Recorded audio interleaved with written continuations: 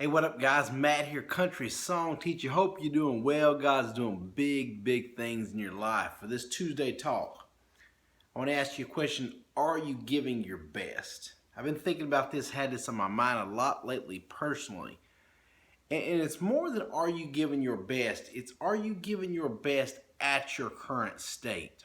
And personally, I'll just kind of be transparent with you. A lot of times, I tend to look back in the rearview mirror of what I was, particularly when it comes to say something like fitness um, or something like athletically.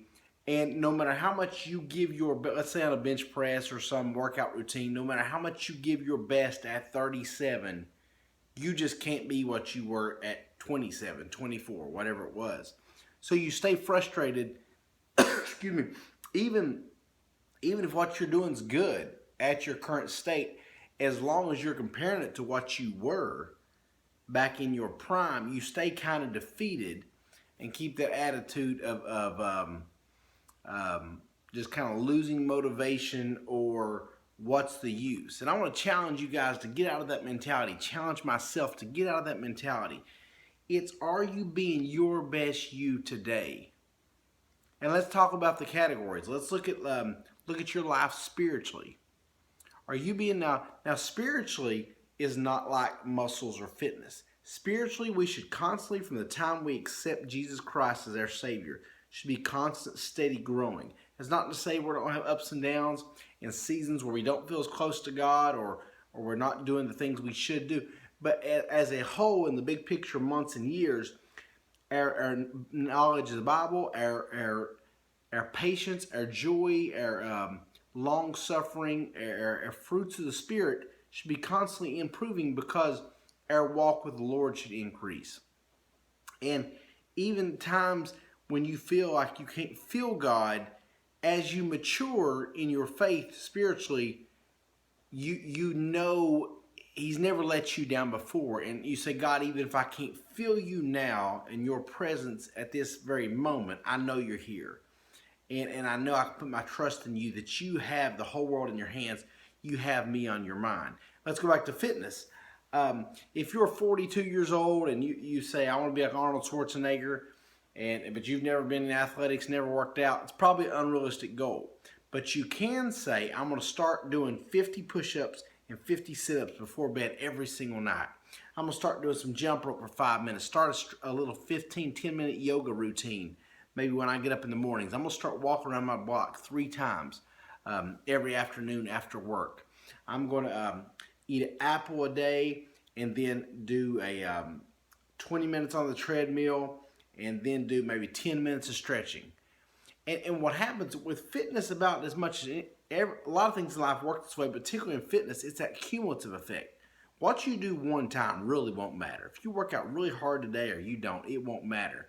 But you put that over a couple weeks, over a month, over 6 months, over a year, it's going to have a huge impact on your life. So I want to challenge me. What is the best you can be? Think about it. And that's why I've been really upset with myself lately, particularly with fitness, is I'm doing more thinking about it and using my 2 kids. I have a 2.5-year-old and a half-year-old.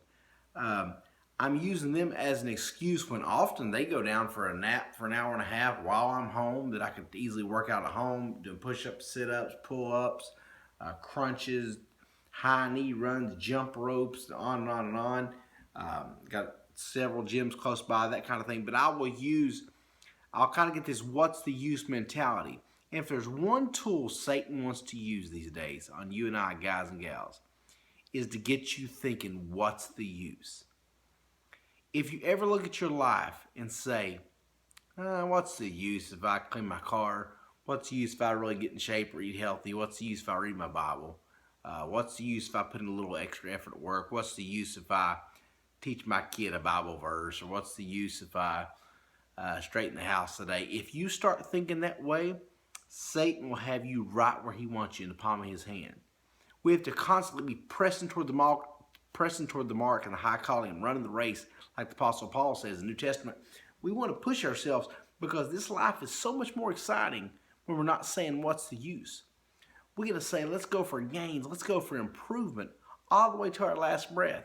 That's why, excuse me, even if you're a little bit older and you're talking about retiring, don't retire or refire. Find a passion. Find something you want to get behind and get you. Don't live your life by a clock, but more by a compass, I've heard people say. Get up and get focused and be the best you can be. So that's your Tuesday talk for today. Think about what's the best you can be. Start journaling, write stuff down, set short-term to long-term goals, and let's just be happy, guys, and go through smiling life and just being the best we can be at the current state we're in. Hope it helps you guys. Check out a lot of Tuesday talks at CountrySongTeacher.com, and please subscribe if you haven't.